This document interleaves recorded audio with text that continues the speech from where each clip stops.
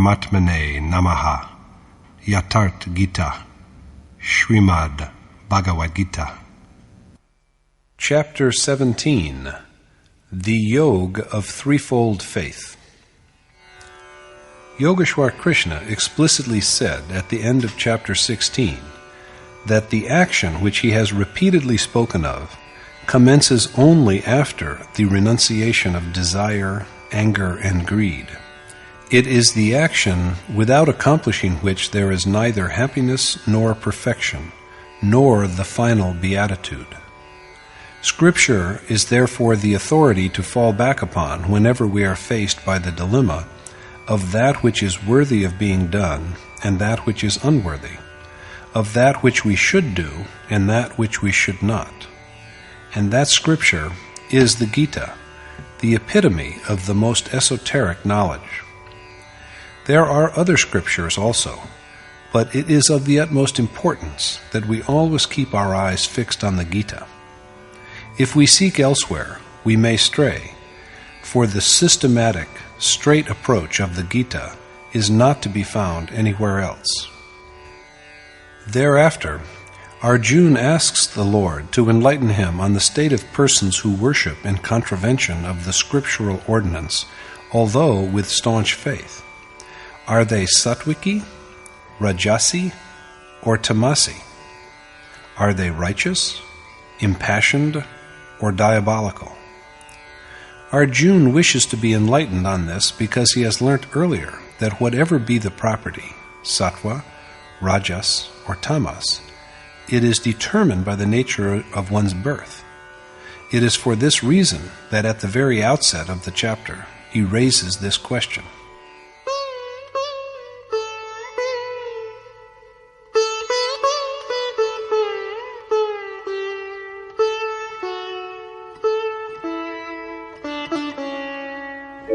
ये शास्त्रविधिमुत्सृज्य यजन्ते श्रद्धयान्विताः तेषां निष्ठा तु का Krishna सत्त्वमाहो रजस्तमः.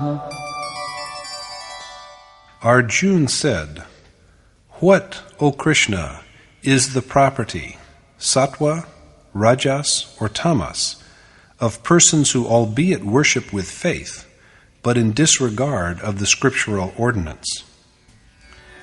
To resolve Arjuna's doubt, Krishna then classifies faith also as being of three kinds.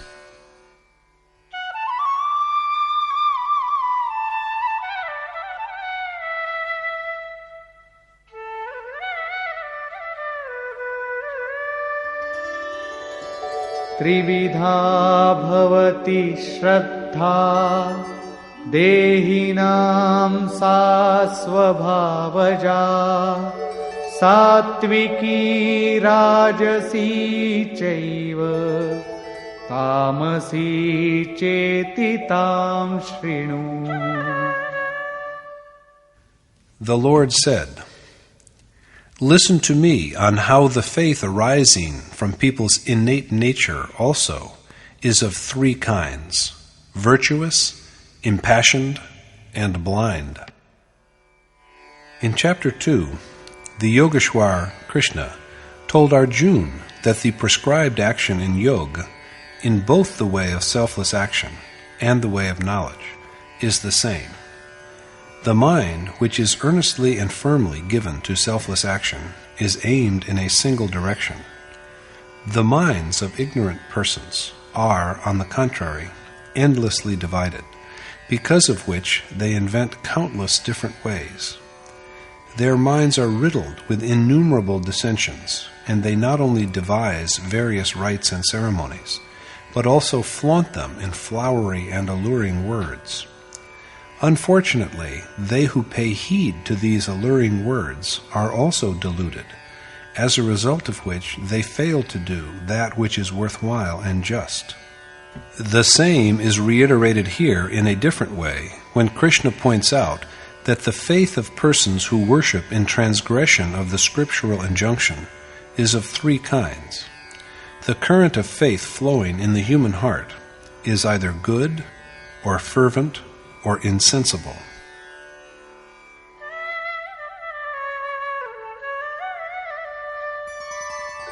सत्त्वानुरूपा सर्वस्य श्रद्धा भवति भारत श्रद्धामयोऽयं पुरुषो यो यच्छ्रद्धः स एव सः. Since the faith of all people, O Bharat Arjuna, is according to their inherent propensity, and man is reverent, he is what his faith is. The faith of all persons is according to their natural inclination. Man is by nature a creature of faith. It is thus that a person's character bears a close resemblance to the character of their faith. We are often asked who we are. Some of us say that we are soul, but Yogeshwar Krishna contradicts this. Like disposition, like faith, he avers, and so also is the person. The Gita provides an insight into what true yoga is. Maharshi Patanjali was also a yogi, and we have his yoga system of philosophy. According to him, yoga is perfect restraint of the mind, and the use of this arduous discipline is that in this state, the onlooker, the individual soul enshrined in the human body, comes to rest firmly in his own eternal true counterpart. Is he tainted before this union? In Patanjali's view, the soul is earlier the same as the predilection of the man who embodies it.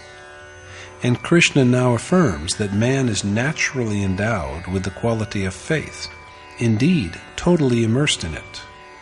There is some dedication in him, and he is molded by the character of his faith. A man is what his natural inclination is. At this point, Krishna proceeds to catalogue the three kinds of faith.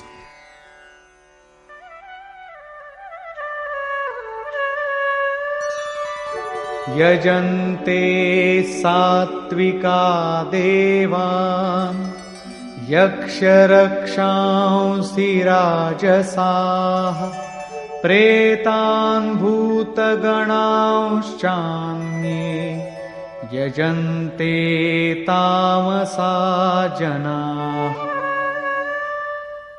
While the virtuous worship gods, and the impassioned and morally blind worship yaksha and demons, they who are blinded by ignorance worship ghosts and nature spirits.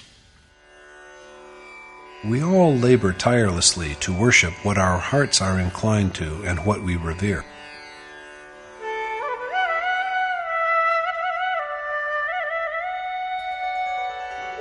अशास्त्रविहितं घोरं तप्यन्ते ये तपो जनाः दम्भाहङ्कारसंयुक्ताः कामरागबलान्विताः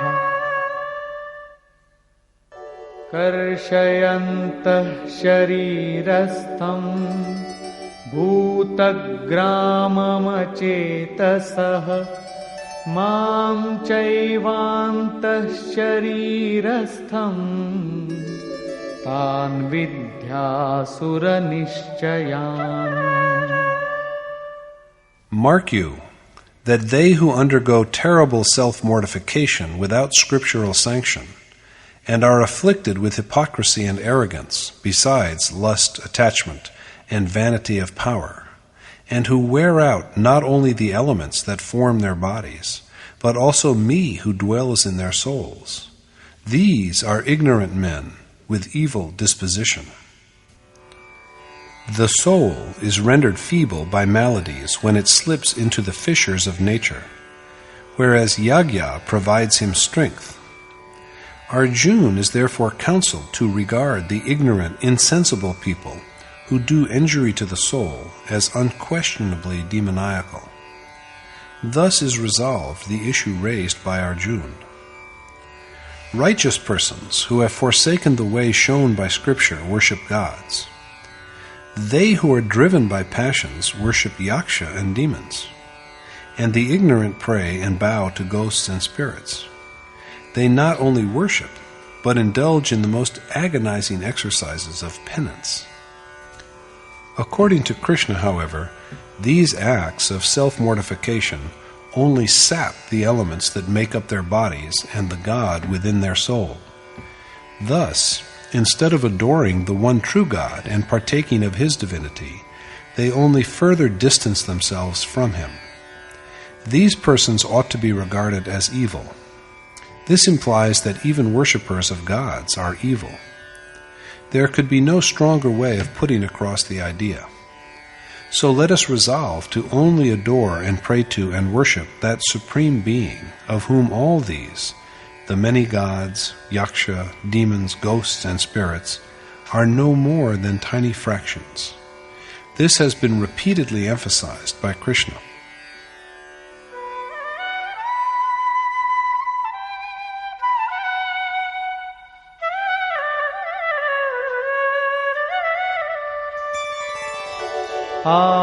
आहारस्त्वपि सर्वस्य त्रिविधो भवति प्रियः यज्ञस्तपस्तथा दानं तेषां भेदमिमं शृणु. Listen to me as I tell you the distinction between the three kinds of yajna, penance, and alms, that are like the three kinds of food relished according to individual taste. People love three kinds of food according to their respective taste, just as there are three kinds of faith, and there are likewise three kinds of yajna, penance, and charity. The first to be categorized is food. Ayuh sattva balarogya sukha priti vivardhana rasya snigdha sthiraritya ahara satvika priya. Food that is naturally pleasing and conducive to life, intellect, strength, sound health, happiness, and satisfaction, besides being savory, tender, and durable, is loved by the virtuous. Apparently, according to Krishna, food that is naturally agreeable and good for strength, sound health, and intellect, and thus for longevity, is good, and such food is dear to the righteous. It is thus clear that no food as such has the property of ennobling or of stimulating or of depressing. So neither is milk perfect, nor onions inflaming, nor garlic a generator of baser instincts. As for food that is conducive to good physique, healthy mind, and sound health, the choice of people all over the world varies widely according to environment and geographical condition, and, of course, according to individual taste. Whereas rice is the staple food of some, others in other regions prefer bread made from wheat flour. There are countries where people subsist mainly on banana and potato. Mutton and fish, and even frogs, snakes and dogs, and horse flesh are all accepted and enjoyed as food by inhabitants of different parts of the earth. There are people to whom camel flesh is a delicacy. An overwhelming majority of Europeans and Americans are eaters of beef and pork, but that has not in any way prevented them from being ranked first in matters of learning, intellectual advancement, and economic progress. According to the Gita, food that is tasteful, tender, and nutritious is sattvic. That food is good which is congenial and favorable to long life, strengthening of both body and mind, and to sound health. But it is also laid down that food that is naturally relished is good. So there is no use saying that this food is pious while that is impious. The only tenable view is that that food is good which is in keeping with the local situation, surroundings, place, and time, and which provides the required nourishment. The use of an object, rather than the object itself, is what makes it good, morally objectionable, or evil. So it is that food and drinks, such as meat and alcoholic beverages, are uncongenial to a person who has renounced their home and family and taken up the life of a sannyasi renunciate, engaged in meditation upon God. Experience demonstrates that such victuals result in a state of mind that is inimical to spiritual discipline. There is always a possibility that such food and drinks will lead the seeker astray from the way of attainment.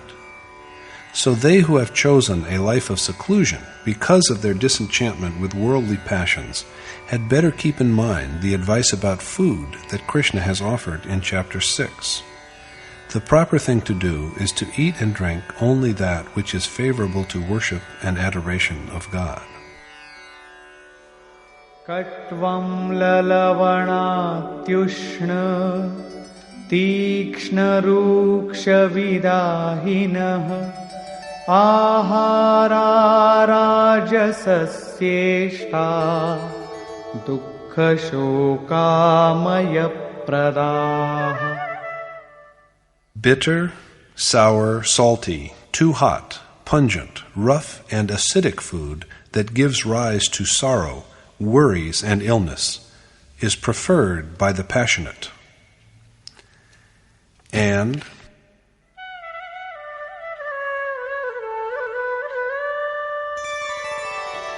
Yātayāmam gatarasam pūtiparyushitam chayat uchchishtam chamidhyam bhojanam tamasapriyam.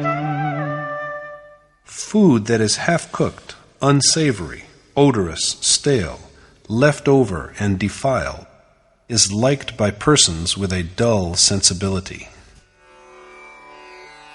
The discussion of food is now closed, and that of the next subject, namely yagya, is taken up.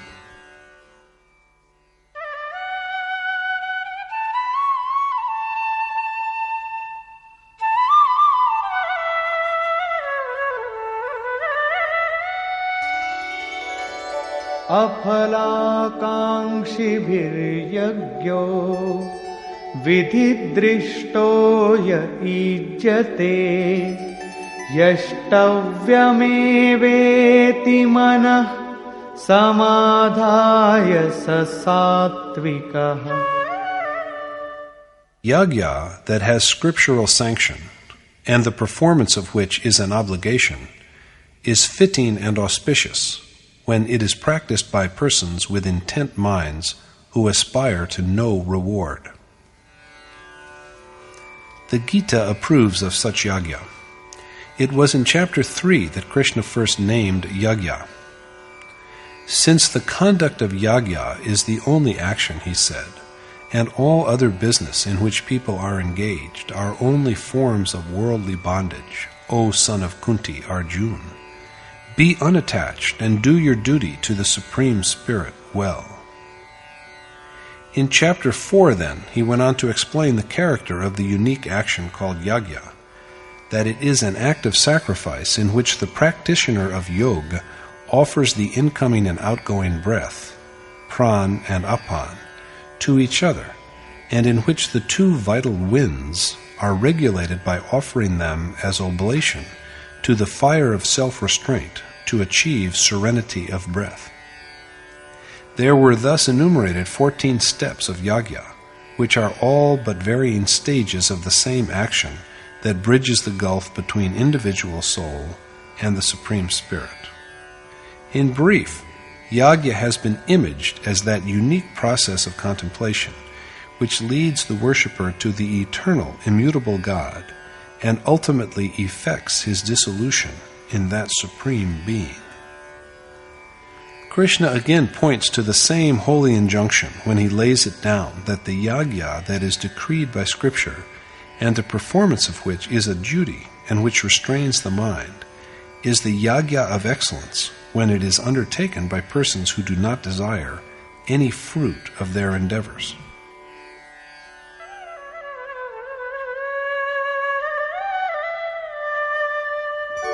अभिसन्धाय तु फलम् दम्भार्थमपि चैव यत् ईज्जते भरतश्रेष्ठ तं यज्ञं विद्धि राजसम्. And, O the unequaled among Bharat, Arjun, be it known to you that the yagya which is embarked upon for mere ostentation, or even with a view to some reward, is contaminated by passion and moral blindness. The one who sets about thus is versed in the precept of yagya, but he is in fact unrighteous and obsessed because he performs yagya either to flaunt his virtue and win admiration, or with the design of securing some profit. Krishna then points out the features of the most inferior kind of yagya.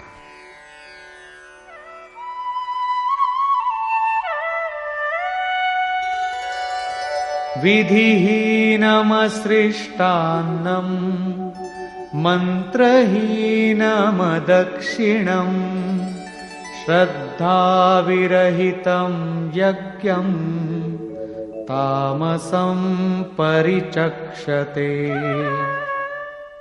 Devoid of scriptural sanction and powerless to invoke the Supreme Spirit, as well as to restrain the mind, the yagya that is engaged in without a sense of total sacrifice and faith is said to be demoniacal.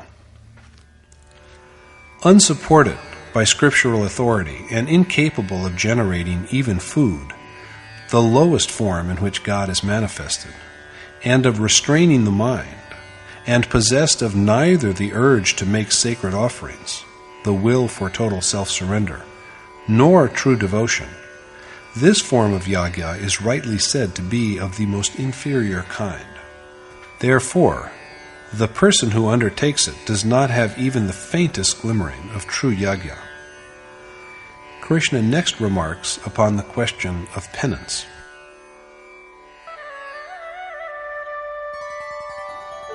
Devadvija guru pragya pujanam shauchamarjavam brahmacharyam ahimsa cha shariram tapa uchyate. Adoration of God, the twice-born, the teacher-preceptor, and of the learned, along with having the qualities of innocence, uprightness, chastity, and disinclination to violence, are said to be penance of the body. The body ever strays towards its desires, so chastening it to make it abide by the predisposition of the soul is physical penance.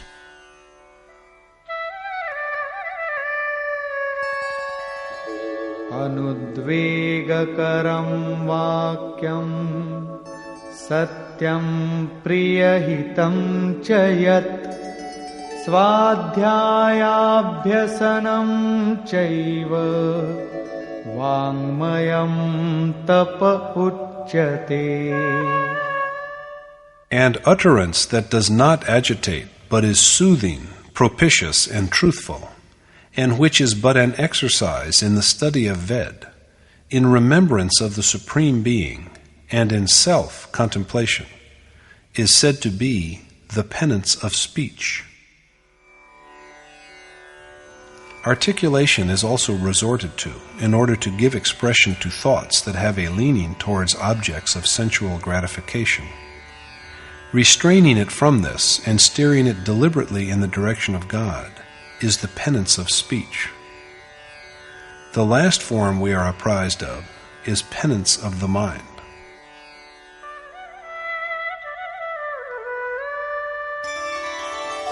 Manah prasada saumyatvam maunamatma vinigraha bhava samshuddhirityetat tapo manasamuchyate.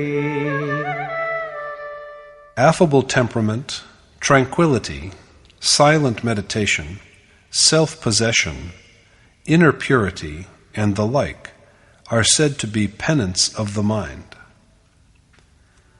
Simultaneous practice of the three kinds of penance, of body, speech, and mind, is the truly worthwhile penance.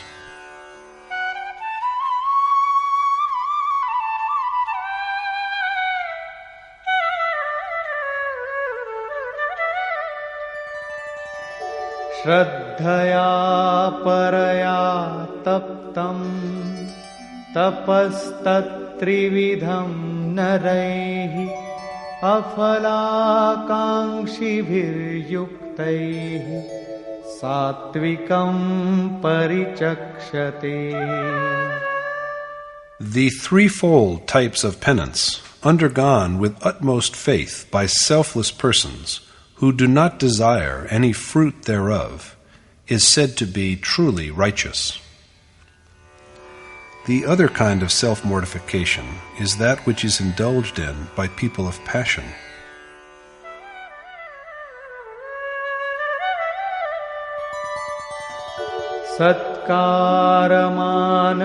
सत्कारमानपूजार्थं तपोदम्भेन चैव यत् क्रियते तदिह प्रोक्तं राजसं चलमध्रुवम्.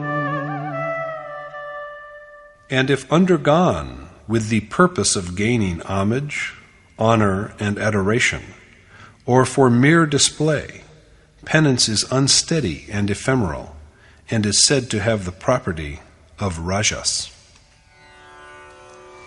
And so now we come to the penance of the most depraved kind, the one which is deemed evil.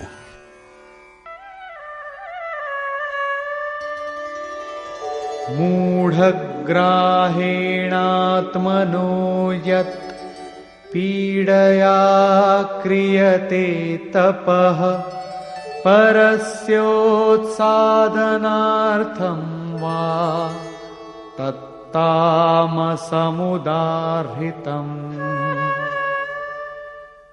The penance that is undertaken out of mere stupid stubbornness or to hurt others is said to be diabolical.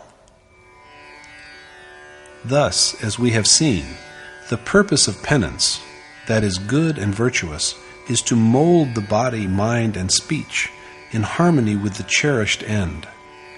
The mode of impulsive penance is similar, but it is taken up with the vainglorious desire for worldly honor. Sometimes even exceptional souls who have renounced the world fall prey to this infirmity. The third kind of penance, that which is called demoniacal, is not only done wrongfully, but also with the malicious intention of causing harm to others. Krishna next takes up the question of alms.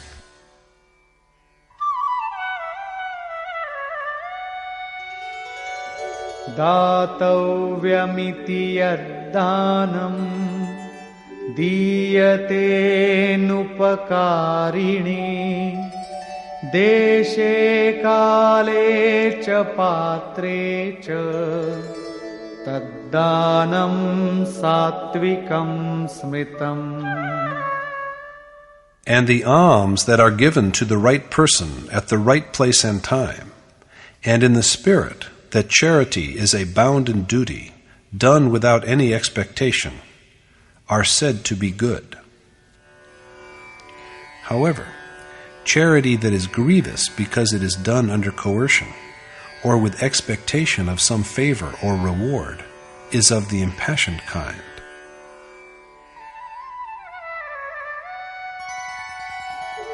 यत्तु प्रत्युपकारार्थं फलमुद्दिश्य वा पुनः दीयते च परिक्लिष्टं तद्दानं राजसं स्मृतम्. And alms which are offered grudgingly and for a good turn in exchange, or with some recompense in view, is said to be impulsive and morally improper. The basest kinds of gifts are, however, those that are offered with disrespect and scorn to the undeserving at an inopportune place and time.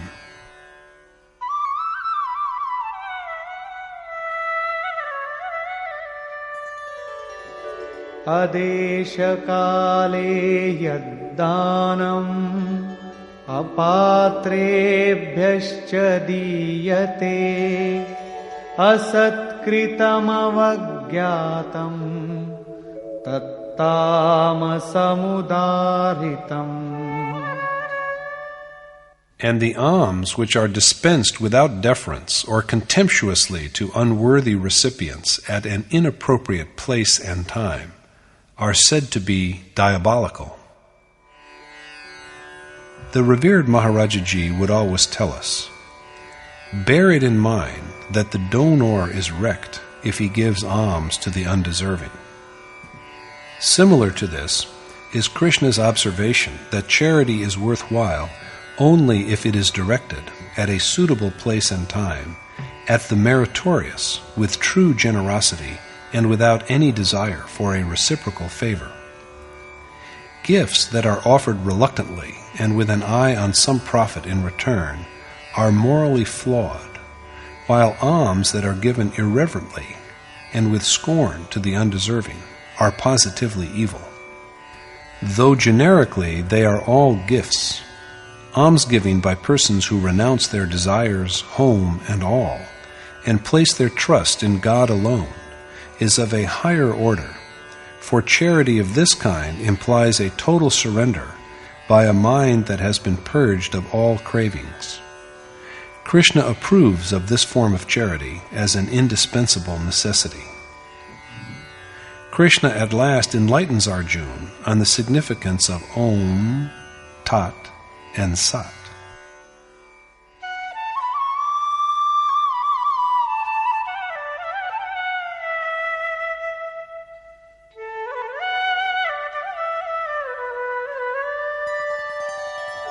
Om Tat Saditi Nirdesho Brahmana Strividha Smritah Brahmanastena Vedascha Yagyascha Vihitah Pura.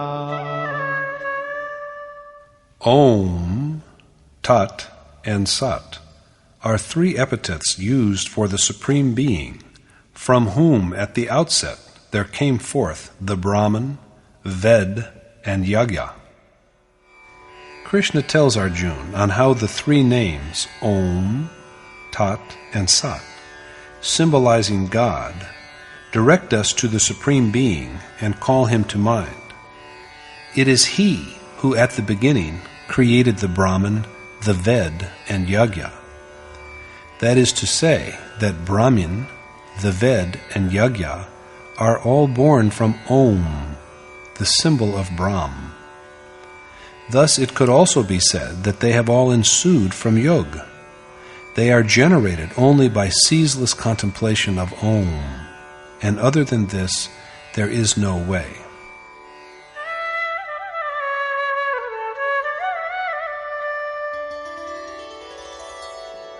Tasmado mityudaritya yagyadana tapah kriyah pravartante vidhanokta satatam brahmavadinam.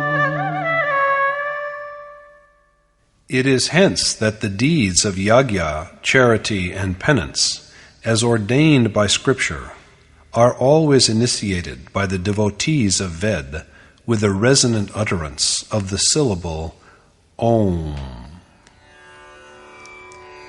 It is owing to this that performance of the ordained worship, benevolence, and penance by persons who concern themselves with God ever commences with an articulation of the sacred Om, for this utterance reminds one of that Supreme Being. Krishna then elaborates the meaning and use of Tat.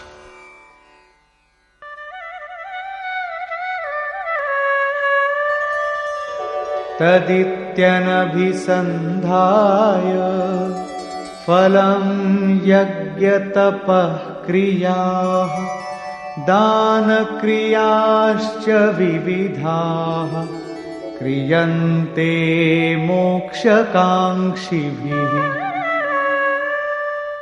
Stripped of desire for any reward and holding that God is all-pervading, persons who aspire to the ultimate bliss embark on the tasks of yagya, penance, and charity as ordained by Scripture. Tat denotes surrender to God. Stated differently, one has to recite Om and take up the accomplishment of yagya, almsgiving, and penance with absolute trust in Tat, that is, that God. Krishna next elucidates the meaning and use of the word Sat.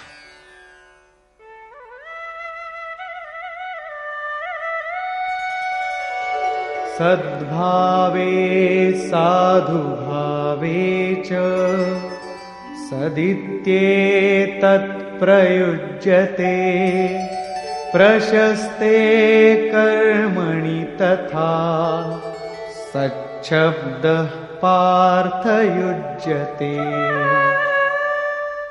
Sat is employed to express the ideas of truth and excellence. And, O Parth Arjun, the word is also used to denote a propitious act. At the beginning of the Gita, Arjun held forth that family traditions alone were permanent and real. That provoked Krishna to ask him how he had become a victim of such a deluded notion. That which is real is never absent at any time, and it cannot be annihilated, whereas that which is unreal has no existence at any time, and it cannot be otherwise. Now what is that which never has a being? Krishna affirmed while resolving these questions that the self alone is real, and also that the bodies of all living beings are perishable. The self is eternal, imperceptible, permanent, and immortal. This is the paramount truth.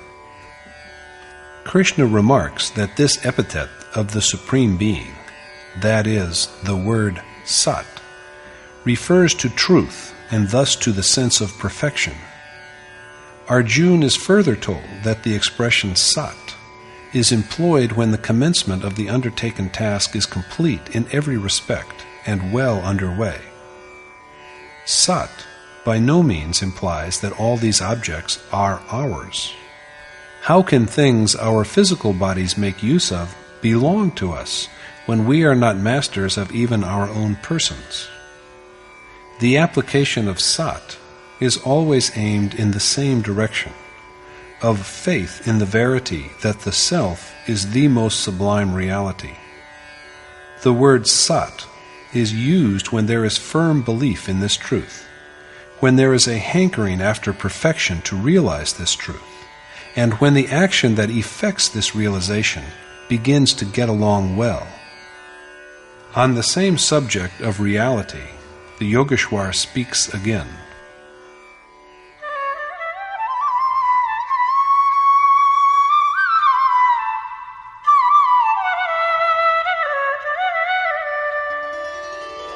यज्ञे तपसि दाने च स्थितिः सदिति चोच्यते कर्म चैव तदर्थीयम् सदित्येवाभिधीयते.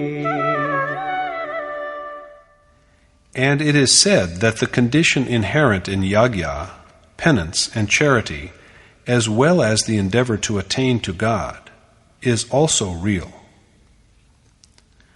Only action that is entered upon for the attainment of God is real, and yagya, almsgiving, and atonement are but complements to this undertaking. Finally, Krishna affirms decisively that faith is an essential requisite of all these undertakings.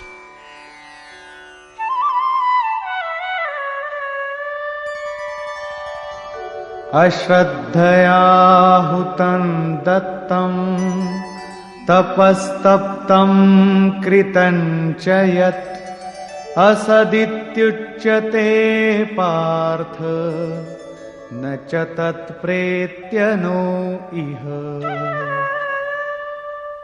Therefore, O Parth Arjun, is it said that devoid of faith, the oblation and alms that are offered, and the penance that is suffered, as well as all other similar ventures, are all false, for they can do us good neither in this world nor in the next.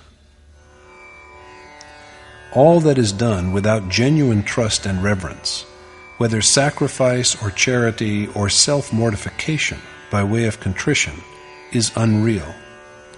This is said, for such deeds are beneficial neither in this life nor after death. Faith combined with self-surrender is therefore a crucial necessity. Conclusion. Reverent service to a teacher-preceptor who has all the virtues that can provide access to the Supreme God, and sincere contrition that observes the principles of non-injury, continence, and purity, constitute penance of the body. Speaking that which is true, agreeable, and benign is the penance of speech. Bringing the mind to bear upon the required action, and holding it in a state of silent meditation on the cherished goal alone, and nothing else, is penance of the mind. But the penance that is complete and perfect in all respects is that which involves the mind, speech, and body, all. Alms given reverentially out of a sense of moral obligation and with a due regard for suitable place and time, as well as for worthiness of the recipient, are good.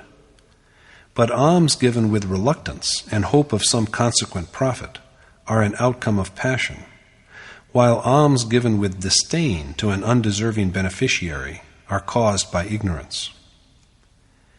Identifying the character of Om, Tat, and Sat, Krishna says that these names awaken memories of God. Om is intoned at the initiation of penance, charity, and yajna that are in keeping with the way prescribed by Scripture. And the sacred sound stays with the seeker until the consummation of his enterprise. Tat signifies the yonder God. The ordained action can be accomplished only with a sense of total resignation. And the word Sat manifests itself only when the venture has gotten well underway. Worship of God alone is reality. Sat is put to use when the devotee is convinced of the truth and possessed by a craving for perfection. Sat is relevant also to the final conclusion of the action, comprising yajna, charity, and penance, that is capable of taking one to God. The deeds that provide access to God are doubtlessly real, but along with all these, faith is a prime necessity. Undertaken without faith, the action that is accomplished, the alms that are given, and the fire of penance in which the worshipper has burnt himself, are all in vain, profitless both in the present life and in the lives to come. Faith is thus imperative. Thus, through the entire chapter, light is shed on faith, and in its concluding part there is attempted, for the first time in the Gita, a detailed elucidation of Om, Tat, and Sat. Thus concludes the 17th chapter in the Upanishad of Srimad Bhagavad Gita on the knowledge of the Supreme Spirit, the science of Yoga, and the dialogue between Krishna and Arjuna, entitled Om Tat Sat Shraddhatya Vibhag Yoga, or the Yoga of Threefold Faith. Thus concludes Swami Adgadanand's exposition of the 17th chapter in Yatharth Gita.